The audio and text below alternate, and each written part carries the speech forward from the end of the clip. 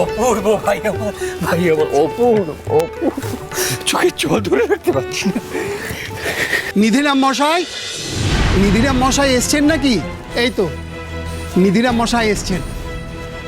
কি ব্যাপার মুক্তার মশাই, আপনি এইখানে?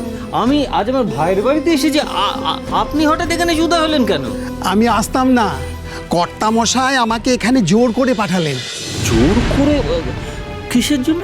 এমন কি কাজে আপনাকে জোর করে উনি এখানে পাঠালেন? আসলে ওই জরুরি কাগজটা আছে না, এই রামপ্রসাদ মশাইয়ের একটু স্বাক্ষর করা বাকি আছে, সেই কাগজটাই উনি আমাকে দিয়ে পাঠালেন। সেটা না হলেই নয়, আসলে কাল সকালে দপ্তরে ওটা গিয়ে জমা করতে হবে, না হলে সর্বনাশ হয়ে যাবে। আসলে 3 ভাইয়ের সম্পত্তিগত বিষয় বলে কথা। আবার সেই সম্পত্তির ভাগ, 3 ভাই, এসব আমি শুনতে চাই না। না না, এটা কিন্তু খুব দরকারি, কর্তামশাই জোর দিয়ে বলেছেন এটা করিয়ে নিতে।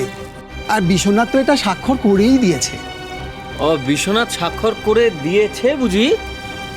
আমারও তো স্বাক্ষর করা হয়ে গেছে। তার মানে রামপ্রসাদের স্বাক্ষরটা কি আজকেই প্রয়োজন? হ্যাঁ, আজকেই প্রয়োজন। তা বেশ, আজ আপনি একটা কাজ করুন, আপনি বরং কাগজটা আমার হাতে দিয়ে যান। আপনি আসুন, আপনি দপ্তর যাবেন তো, যাওয়ার সময় আমার কাছ থেকে এটা মনে করে নিয়ে যাবেন, কেমন? হ্যাঁ, আপনি এখন আসুন তো, আসুন আসুন। যত সব। দাদা, এই কি কাগজপত্র, কিসের সই সাবুদ, আমি তো কিছুই বুঝলাম না। কি বলতো, বাবার বয়স বাড়ছে তো, আর বয়স যত বাড়ছে ভীমরতিও তত বাড়ছে। বাবা নাকি আজ আছেন কাল নেই, সেই কারণে পাছে সম্পত্তি নিয়ে আমাদের 3 ভাইয়ের মধ্যে বচসা হয় বাবার অবর্তমানে। সেই কারণে তিনি তার জীবদ্দশায় সম্পত্তি 3 ভাইয়ের মধ্যে সমান ভাগে ভাগ করে যেতে চাইছে। কি অদ্ভুত কথা বলতো, তুই একবার ভাবতো এটা কখনো সম্ভব? বাবার অবর্তমানে সম্পত্তি নিয়ে আমাদের 3 ভাইয়ের মধ্যে গন্ডগোল হবে, মানে তুই, বিশ্বনাথ, আমি, আমাদের মধ্যে গন্ডগোল হবে, এটা কখনো হয়? কিন্তু বাবাকে বোঝাবে কে? তুই আমি বুঝলেও তো বাবা কিছু বুঝতে চাইছেন না। বাবা ভাবছেন যে, আর আমি বা কি করবো বল? কারণ আমরা যে বাবার সঙ্গে সহমত সেটা বোঝাবার জন্য এই কাগজে স্বাক্ষর করতে হবে। তুই তো নিজেই শুনলি, বিশ্বনাথ স্বাক্ষর করে দিয়েছে, আমিও স্বাক্ষর করে দিয়েছি। তোরটাই আসলে বাকি। ওই তুই স্বাক্ষরটা করলেই কিন্তু একটা সত্যি কথা বলবো, এসব সম্পত্তি ভাগটা করে কি হবে? যা আমার তা তো তোর, এই সবটাই তো আমাদের, তাই না বল ভাই আমার? হ্যাঁ, তুমি একেবারে ঠিক কথা বলেছো দাদা। তবে বাবা যদি বলেন যে কাগজপত্রে সই করতে হবে, তাহলে তো করাটাই উচিত বলে আমার মনে হয়। যদিও আমার এই সম্পত্তিতে কোনো আগ্রহ নেই, তবে দাদা তুমি যদি বলো তাহলে আমি এই কাগজে সই করব না। না, হ্যাঁ হ্যাঁ হ্যাঁ, সই তো তোকে করতে হবে। মানে তোর দেখ, সবার আগে এই যে সম্পত্তি যেটা সমান 3 ভাগে ভাগ হচ্ছে, তোর ভাগের যে সম্পত্তিটা সেটা তো তোকে নিতে হবে ভাই, তোকে নিতেই হবে। তারপর তুই সেই সম্পত্তিটা নিলি না, কাউকে দিয়ে দিলি, সেটা তোর ইচ্ছে। কিন্তু এই কাগজে তোর স্বাক্ষরের খুব প্রয়োজন। আমি যাওয়ার সময় তোকে দিয়ে স্বাক্ষরটা করিয়ে নিয়ে যাব। তবে এখন কিছু না, এখন এসব ভাবো না। এখন আমরা আনন্দ করব, গল্প গুজব করব, আমরা খাওয়া দাওয়া করবো। হ্যাঁ, আজকে 2 ভাই জমিয়ে খাবো একসাথে।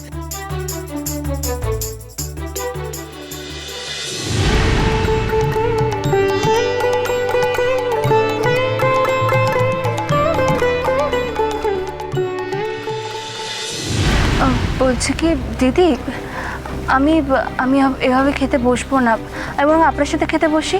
একদম না, তুমি সব সময় খেটে খেটে মরো। একদিন একটু চুপটি করে বসে খাও তো। আমি তো সবাইকে দিয়েই দিয়েছি, আর যার যা লাগবে আমার কাছে চেয়ে নেবে। হ্যাঁ না, মানে বলছিলাম যে বোঠান, আপনি সবাইকে বসিয়ে দিলেন, এতগুলো মানুষকে খেতে দিতে পারবেন? হ্যাঁ হ্যাঁ, আমি তো করেই দিয়েছি। আর কি লাগবে বলুন না, আমি দিয়ে দিচ্ছি। একটা দিনই তো করছি দাদা, আপনি খেয়ে বলুন তো কেমন হয়েছে। খুব ভালো।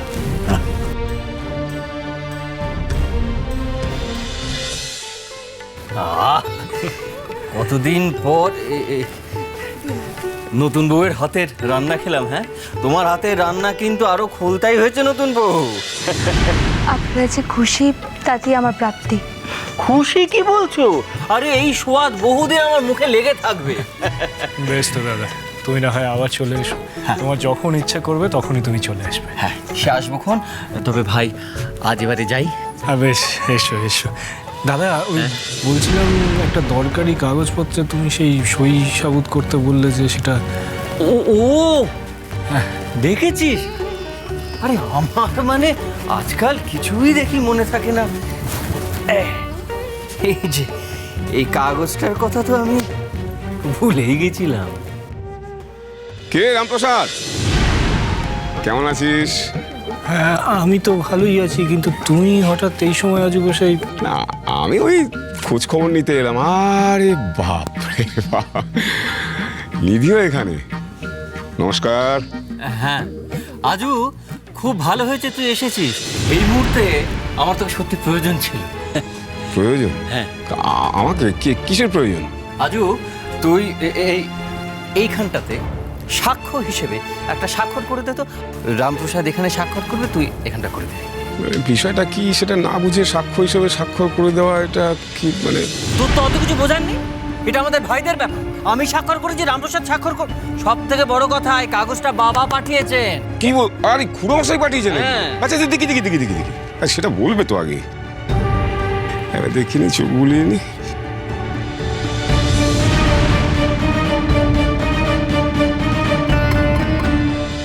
বেশ বেশ বেশ বেশ বেশ, ঠিক আছে ঠিক আছে।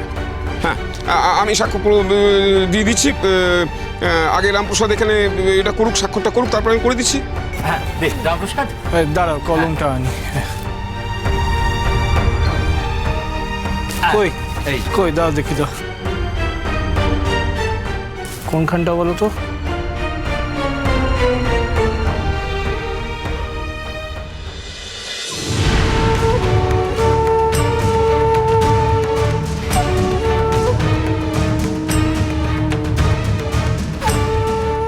আজু, আজু আয় আয় আয়।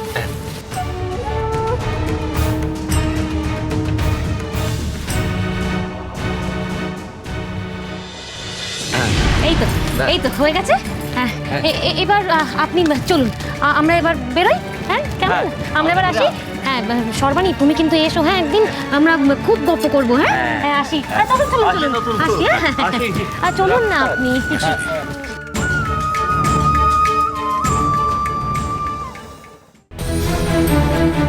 আমি এখনো বিশ্বাসই করতে পারছি না, মানে এই দাদাই সেই দাদা যাকে এতদিন ধরে দেখতাম, যাকে চিনতাম। আজকের এই দাদা আর বউঠানকে তো আমি মেলাতেই পারছি না।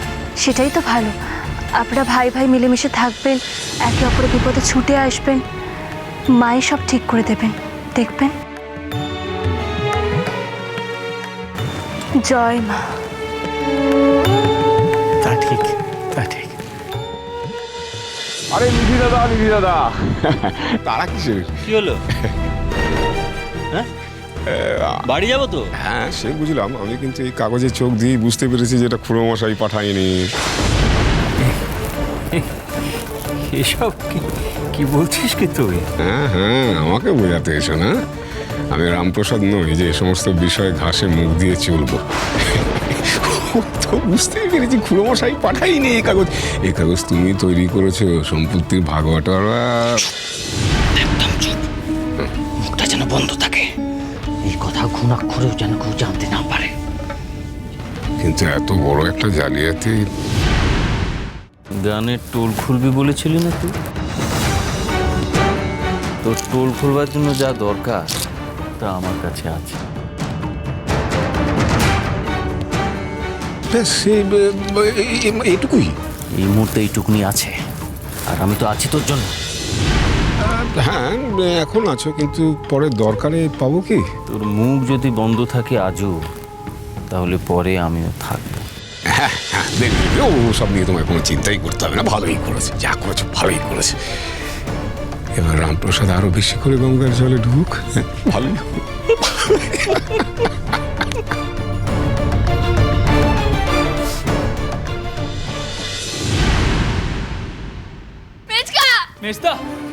মেজদা, কি হয়েছে রে, এমন দৌড়ে দৌড়ে এলি তোরা? মেজদা, বউঠান, শিগগিরই তোমরা ওই বাড়িতে চলো। বাবা তোমাদের ডাকছে। একটু তো বাবার কথাই হচ্ছিল, আমি তো বলছিলাম যে ওই বাড়িতে যাব। বাবার কি হয়েছে? উনি ঠিক আছেন তো? না বাবা ঠিক নেই, বাবার শরীর খুব খারাপ, একেবারে শয্যাশায়ী হয়ে পড়েছে।